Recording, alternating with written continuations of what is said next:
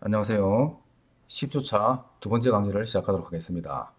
오늘은 지난 시간에 우리 보았던 치보제 공법 중에서 여러 가지 공법이 있었지만 자립 공법이라든지 역타 공법, 버팀보 공법은 어느 정도 설명이 다 된 것 같고요.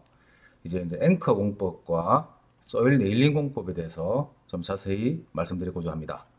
자, 이 앵커 공법이란 집안을 점공한 후 미리 제작된 강선을 삽입하여 자유장 부분과 정착부를 구분하여 주입한 후 정착부의 마찰 저항에 의해 인장력을 지지하도록 한다. 이렇게 되어 있죠. 그러나 그 개념의 이해가 상당히 어려워서 이거를 그림을 통해서 설명해 보도록 하겠습니다. 앵커 공법의 종류라든지 어떤 메커니즘은 요즘에 시공학 시험에서 많이 출제되고 있는 실정입니다. 그래서 자세한 설명을 하고자 합니다. 자, 여기는 여러분들에게 나눠준 자료지 파워포인트의 슬라이드 52페이지입니다. 저 뒤쪽에 가면 있습니다. 자, 집안 앵커 공법을 먼저 설명을 하고자 합니다. 이 집안 앵커의 구조를 보면은 앵커체와 인장부와 앵커 튜브로 나눠져 있습니다. 앵커체는 표면으로부터 인장력을 집안에 전달시키기 위한 저항 부분 이렇게 되어 있죠. 그래서 지금 이게 구조물입니다. 이게 옹벽이라도 좋고 흙막이 벽이라도 좋습니다. 이런 구조물이 있고 구조물 내부에다가 이제 천공을 해서 이렇게 앵커체를 만들게 되죠. 이렇게 앵커체를 삽입을 해서 이제 만들게 되는데 지금 이 앵커체의 내부에는 이렇게 강선이 이렇게 들어 있습니다. 강선이 이렇게 되어 있고 그리고 강선을 넣고 그라우트를 이렇게 정착을 시키는 그러한 방식을 사용하게 되죠. 그리고 여기서부터 여기까지 이 부분은 자유장으로서 강선이 어떤 그라우트가 붙어 있지 않는 그러한 부분이고 마음대로 강선이 움직일 수 있도록 되어 있는 인장부가 되겠습니다. 그래서 이 인장부는 지중 앵커체의 인장력을 전달하기 위한 부분이다 이렇게 되어 있죠. 자, 그러면은 땅 속에다가 이제 천공을 해서 이렇게 강선을 넣고 그라우트를 이렇게 한 다음에 양생된 후에 이제 긴장을 하게 됩니다. 이 강선을 당기면은 이놈이 이렇게 반대로 마찰력이 이렇게 발생하게 되겠죠. 자, 이렇게 발생되는 마찰력으로 이렇게 인장되는 하중을 견디게 됩니다. 그러면은 인장을 해서 그 다음에 이 바깥쪽에서 쐐기로 정착을 하는 부분이 있습니다. 이렇게 쐐기로 정착하는 부분을 구조물의 힘을 인장부에 전달하기 위해서 설치되는 부분이다 이렇게 되어 있는데 이 부분을 앵커 튜브라고 합니다. 이 그림에서 다시 보시면 지금 여기 있는 흑막이 벽체가 보이죠. 이렇게 벽체들이 보일 겁니다. 벽체가 이제 구조물이라고 본다면 밖으로 나와 있는 부분 이 부분입니다. 이렇게 자세히 보시면은 브라켓이 있고 이 브라켓에 인장 강선이 나와 있죠. 그래서 여기서 고정을 이렇게 할 수 있도록 이렇게 되어 있는 이 부분이 앵커 튜브가 되겠습니다. 그럼 반대로 강선이 이렇게 땅속으로 들어가게 되겠죠. 들어가게 되고 이 땅속에 저 밑에 들어가면은 저 밑에서 이렇게 지방과 마찰을 통해서 정착하는 부분이 있는데 그것이 앵커체가 되겠습니다.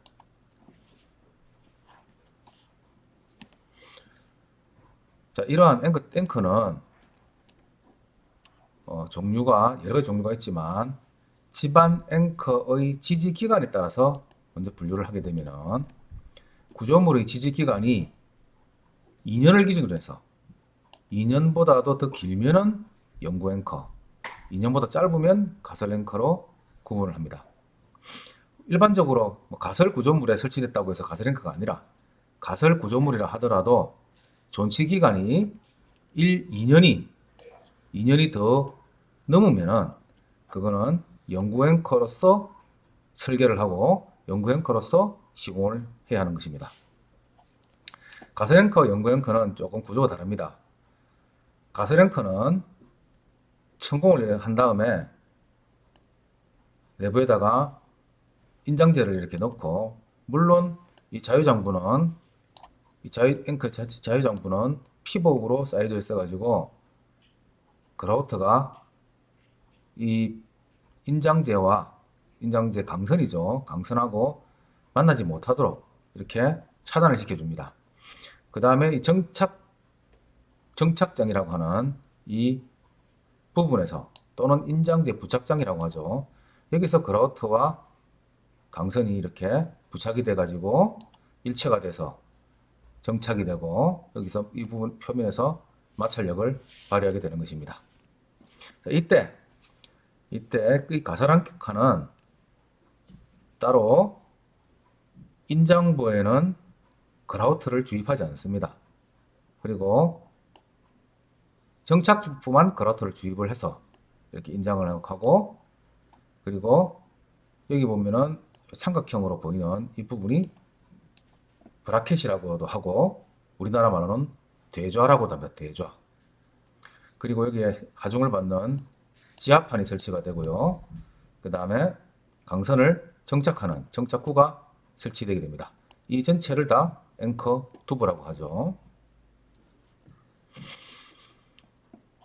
자, 그 다음에 연구 앵커가 되면 조금 구조가 달라집니다. 아주 연구 앵커는 2년 이상 설치가 존치가 되기 때문에 구조가 어떤 방수라든지 방청에 아주 적절한 구조가 돼야 되고, 또 내구성도 있어야 됩니다.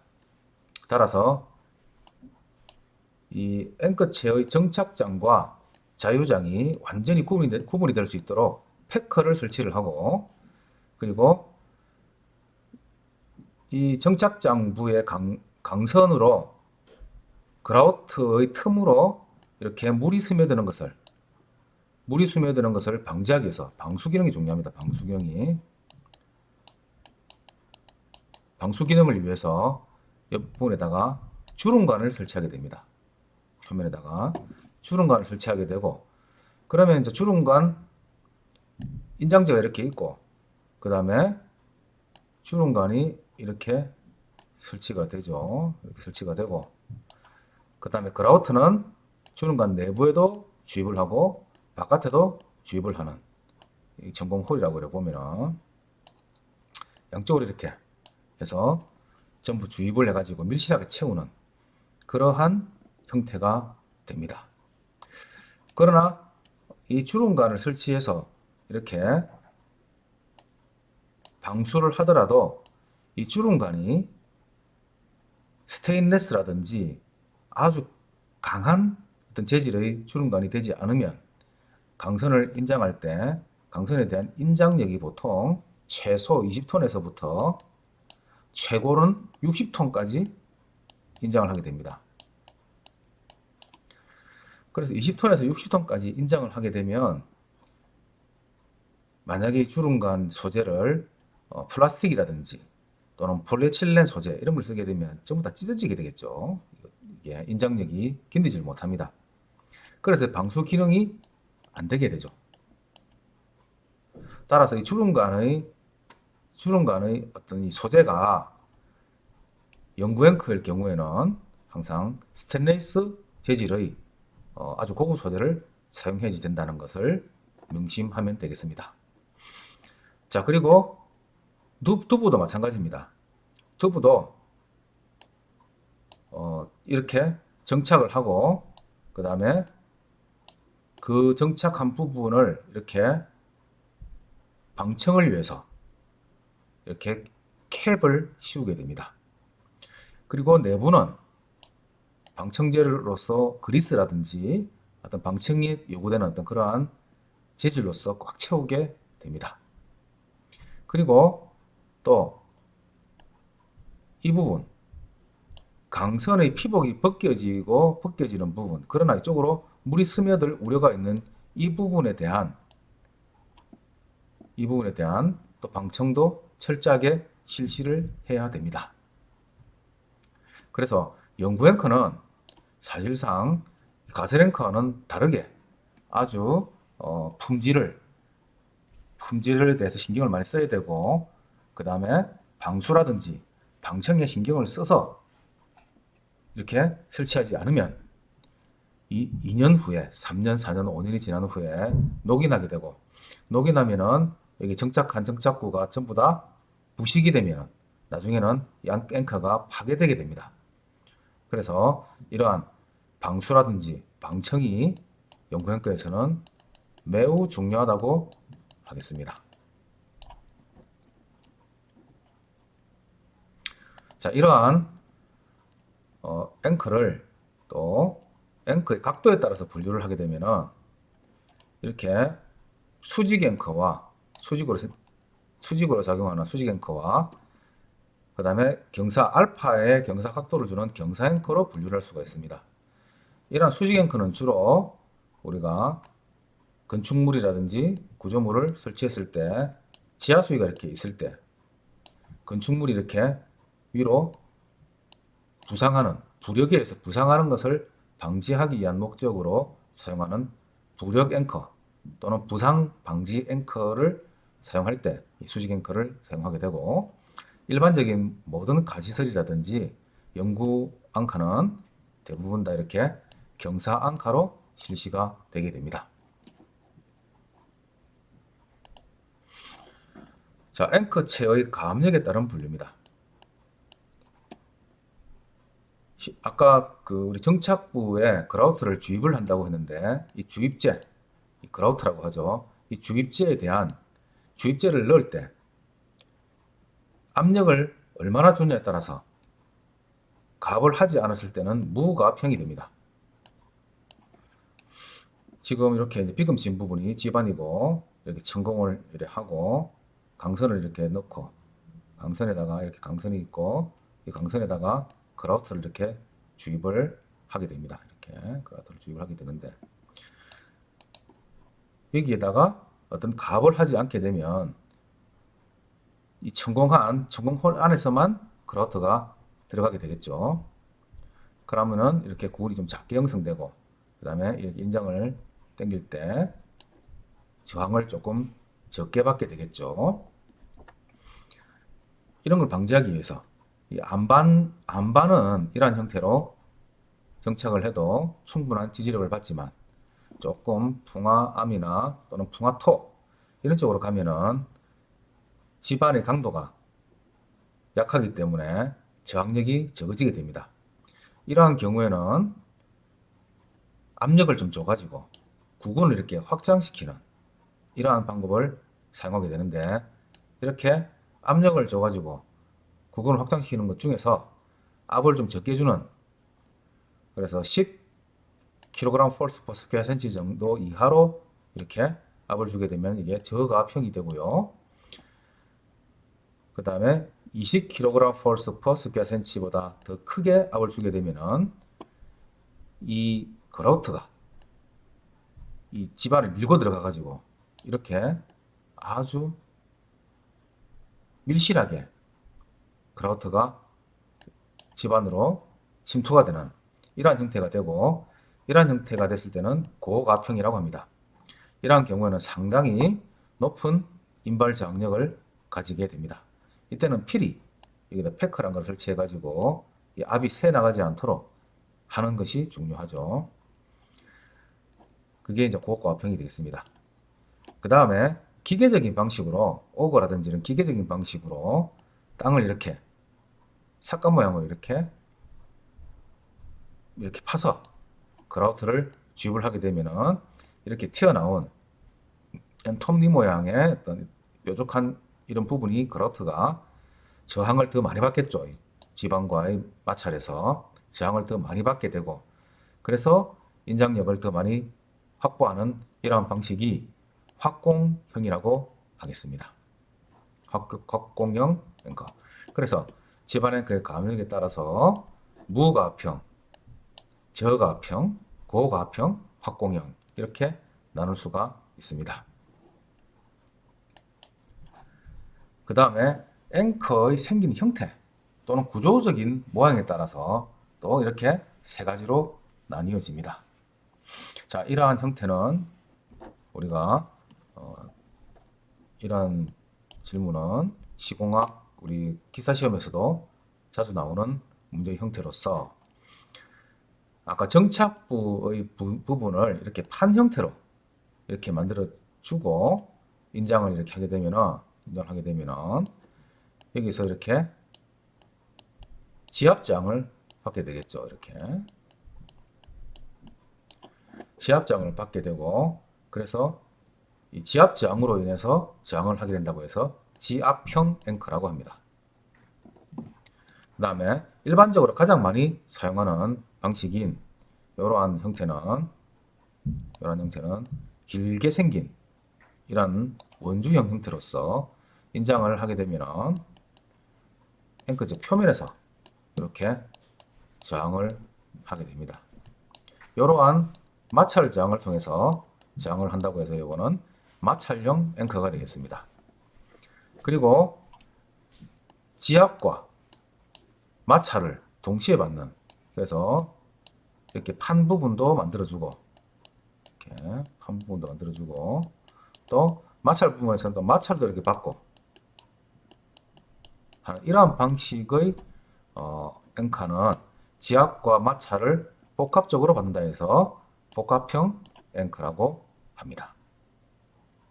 그래서 이 부분은 중요하니까 꼭 알고 이 종류를 익혀두시기 바랍니다. 그리고 그라우트가 받는 응력에 따른 분류입니다. 조금 전에 우리가 배웠던 마찰형 앵커 중에서 가장 많이 사용하는 것이 우리가 이제 마찰형 앵커이기 때문에 마찰형 앵커 중에서 이렇게 두 가지로 인장형과 압축형으로 나눌 수가 있습니다. 자, 그러면은 인장형은 뭐고 압축형은 뭐냐? 그라우트가 받는 응력의 형태에 따른 분류입니다. 자, 제가 제일 처음에 설명했던 방식입니다. 이렇게 그라우트를 이렇게 이제 땅 속에 이렇게 천공을 하고까지 전부 다 이렇게 천공을 하게 됩니다.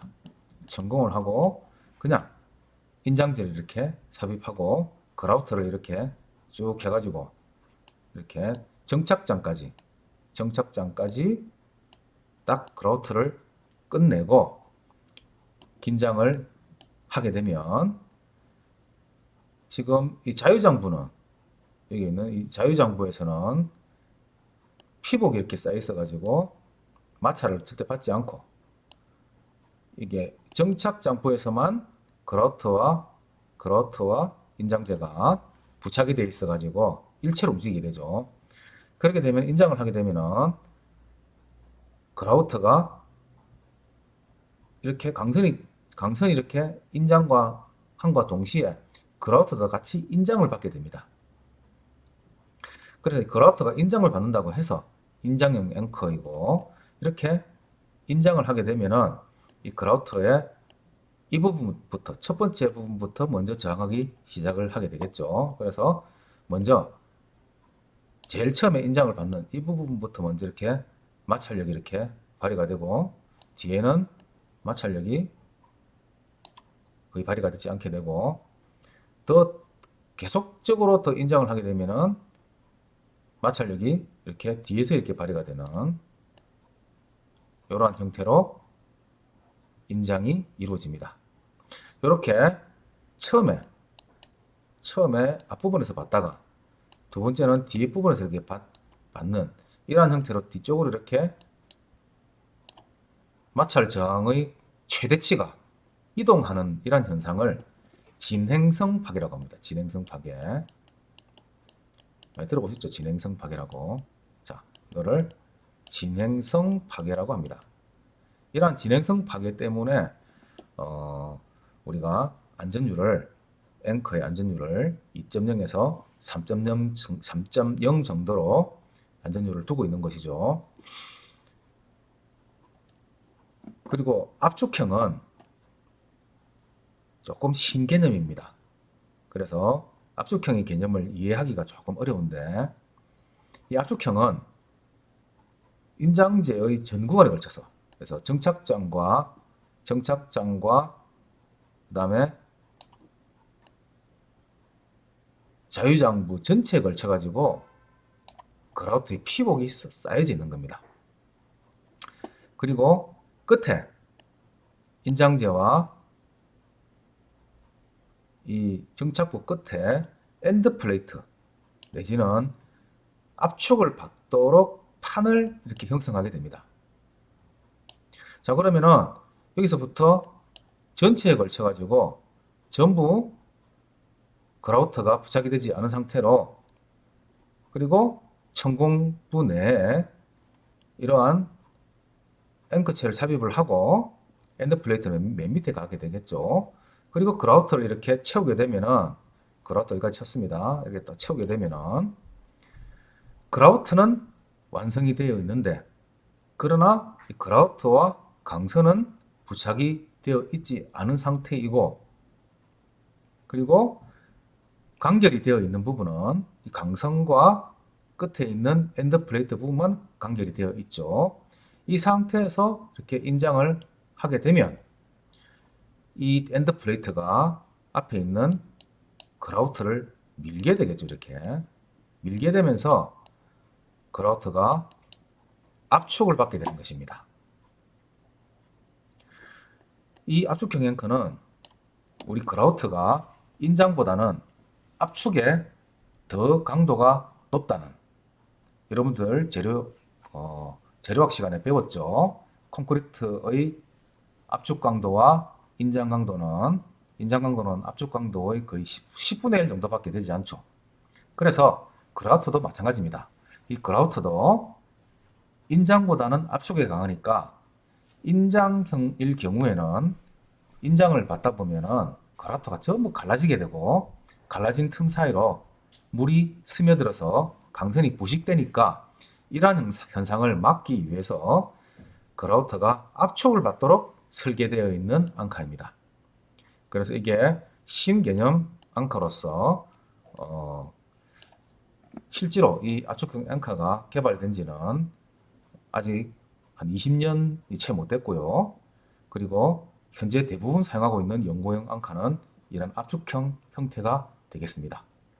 그러나 요즘에는 이 압축과 인장을 동시에 받는 그러한 압축 인장 병용형 앵카가 또 개발돼서 연구되고 있는 그러한 실정입니다.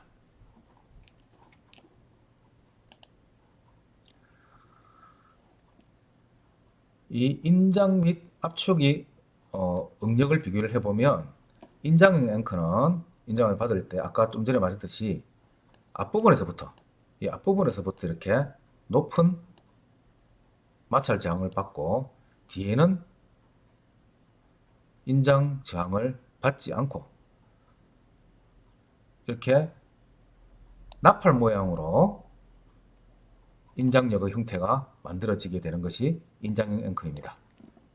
그러나 압축형 앵커는 뒤에서부터 이렇게 압축을 받기 때문에 마찰력이 뒤에서부터 이렇게 생기게 되고, 오히려 앞에는 압축력이 작용하지 않는, 마찰력이 작용하지 않는 그러한 형태가 되는 것입니다.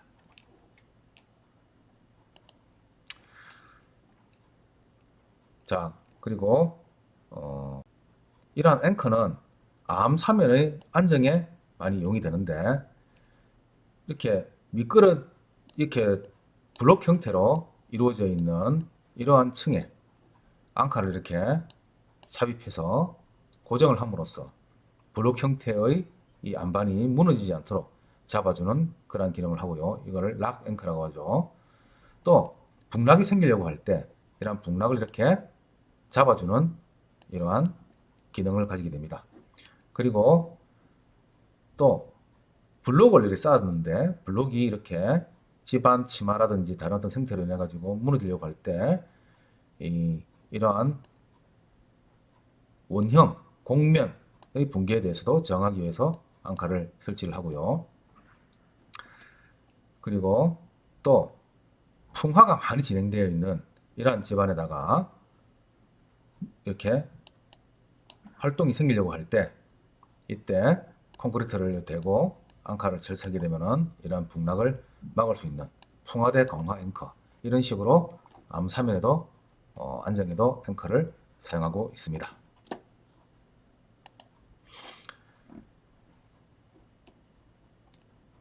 아까도 말했듯이 건물의 지하에 어떤 이런 지하 수위가 있을 때 기초를 치게 되면 기초를 치고 그 다음에 지하 수위가 회복이 되면 건물이 떠오르게 됩니다. 부력에 의해서 건물이 부상하게 되죠. 자, 이러한 것을 방지하기 위해서 이렇게 기초 하부에다가 앵커를 설치하게 되는데 이렇게 앵커를 설치할 때는 앵커가 이렇게 여러 개 모여 있으면은 그룹 효과가 생기게 되니까 이러한 부분도 고려하고 또 건물이 이렇게 부상하려고 하는 부력에 저항을 하기 때문에 이 부력의 크기를 구해서 이 부력을 저항할 수 있는 정도의 크기의 카운터웨이트를 앵커에 설치를 해서 이렇게 인장력을 이렇게 줌으로써 이 건물이 부상하지 않도록 하는 그러한 기능을 하는 것입니다.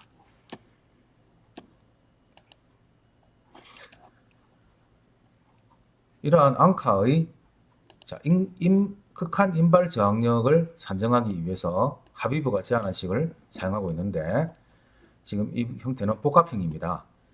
이 부분은 L1은 마찰을 받는 부분이고 또 이 부분에서는 또 지압을 받겠죠. 또 이 부분에서는 마찰을 받을 겁니다. 이랬을 때 이 마찰을 지압을 받는 부분을 빼더라도 이 마찰을 받는 부분만을 고려한다면 여기는 이렇게 직경이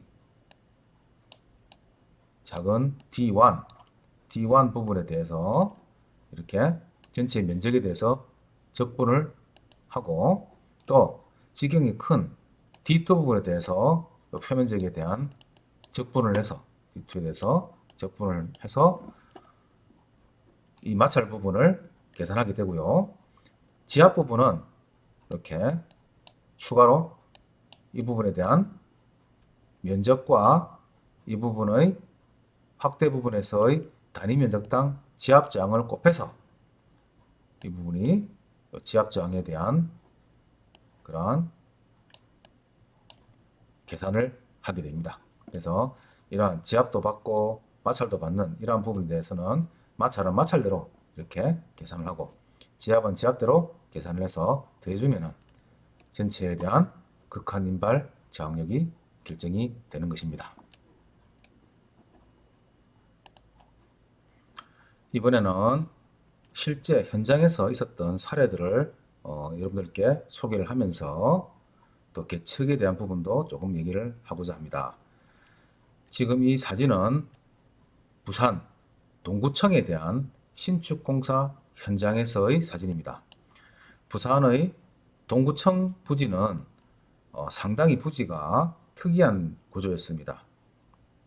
현재는 지금 이 동구청을 준공을 해서 잘 사용하고 있지만 이 부지를 처음에 조성할 때는 이렇게 땅이 이쪽 그 서쪽 부지는 완전히 토사로 이루어진 이러한 부지였고 오른쪽에 이 동쪽 부분은 완전히 안반으로 이루어진 이러한 부지였습니다. 그래서 지하를까지 쭉 굴착을 해야 되는데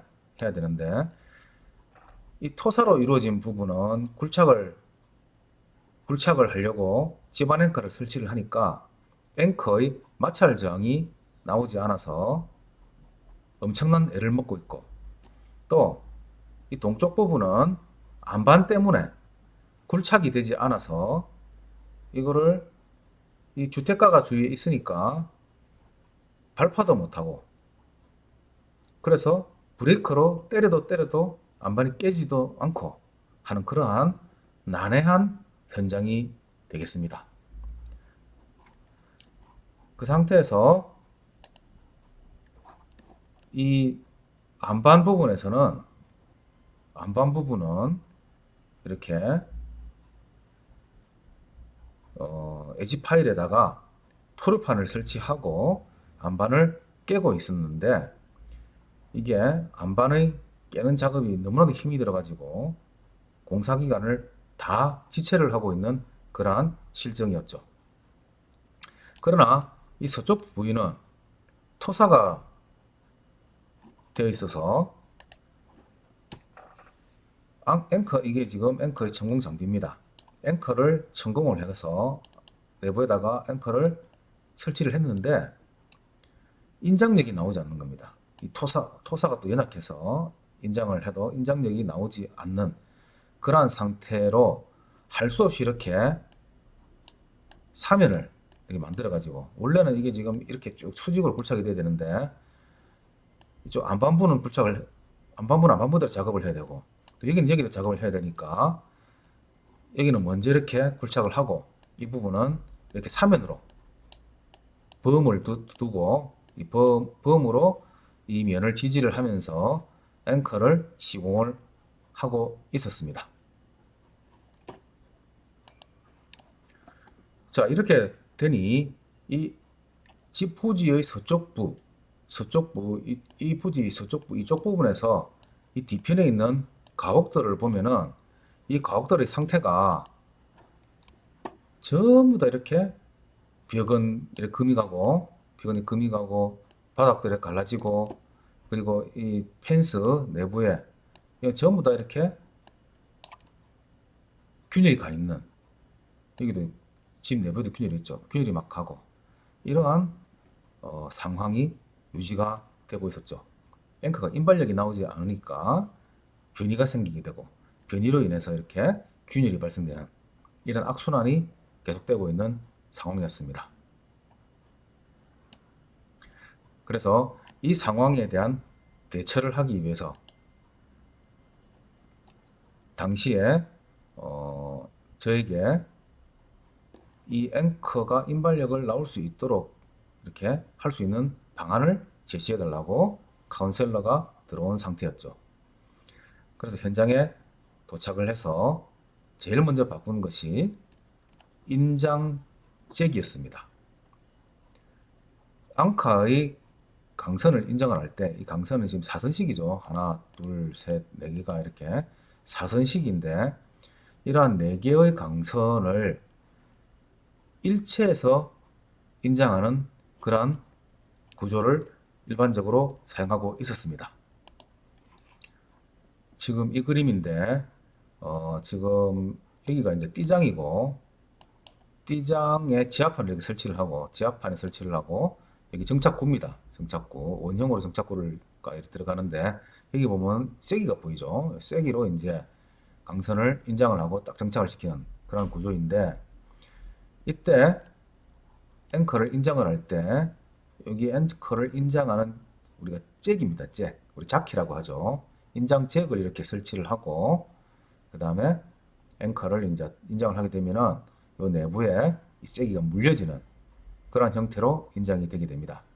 그리고 밑에 요 지금 보이는 요거는 로드셀입니다. 로드셀을 가지고 인장이 제대로 발휘되는지를 한번 측정하는 그런 거죠. 그래서 요렇게 이 자키를 가지고 강선을 인장을 하게 되면은 요 밑에서 있는 이 부위가 되죠. 요 부위는 이렇게 최종적으로 딱 물려지는 이러한 방식이 됩니다. 그리고 이때 인장을 할 때 실린더가 이렇게 밖에 나오게 되니까 실린더의 느름 양을 이렇게 측정을 하게 됩니다. 그리고 실린더 바깥쪽에 있는 요 세기는 분리가 용이한 그러한 세기를 사용해서 이쪽 부분에 있는 요 여기 부분에 있는 세기가 완전히 정착이 되고 나면은 이걸 풀어서 빼게 되겠죠. 자, 이런 방식을 사용해서 인장을 일반적으로 합니다.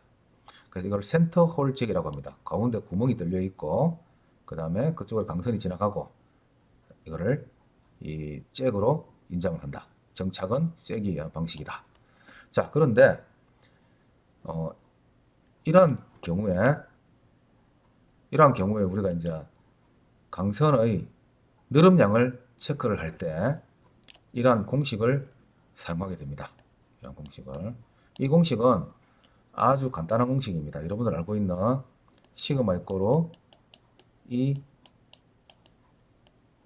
입실론 하는 공식 있죠. 그래서 이거는 시그마는 A분의 P이고 그 다음에 E 곱하기 이거는 L분의 델타가 되죠. L분의 델타. 그러면은 이 델타에 대해서 전부 다 넘기면은 요 식이 됩니다. 요 면적, 단면적 곱하기 강선의 단면적이 되겠죠. 요거는 강선의 탄성계수, 강선을 인장한 인장력, 그다음에 강선의 길이 하게 되면은 강선의 느름량이 이렇게 계산이 됩니다. 이 식은 현장에서도 많이 사용해서 강선의 탄성적인 느름량을 체크하는 식이니까 체크해서 보도록 합니다. 자, 여기서 강선 인장량 문제 하나 풀고 갑니다. 자, 우리 델타는 A2분의 PL이니까 자, 다음 앵커의 느름량을 계산하라 이렇게 했습니다. 앵커의 길이는 10m이고 강선의 단면적은 500제곱밀리미터.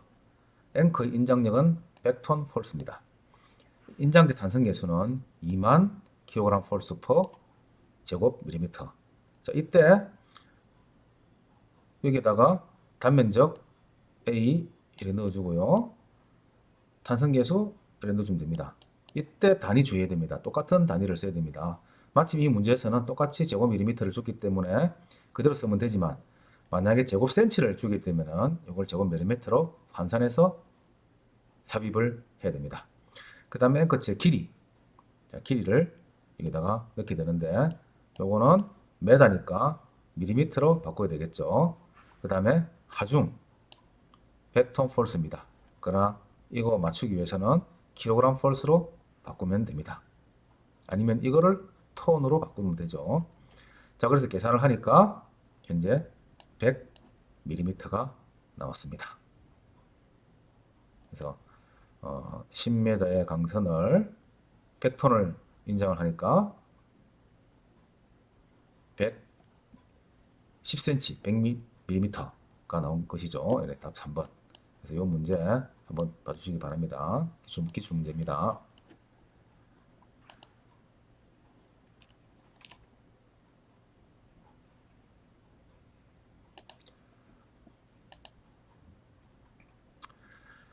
그래서 조금 전에 보았던 이러한 센터 홀 잭 방식, 이 방식을 쓰게 되면은 강선을 4개를 한꺼번에 인장을 하게 돼서 각각의 강선이 만약에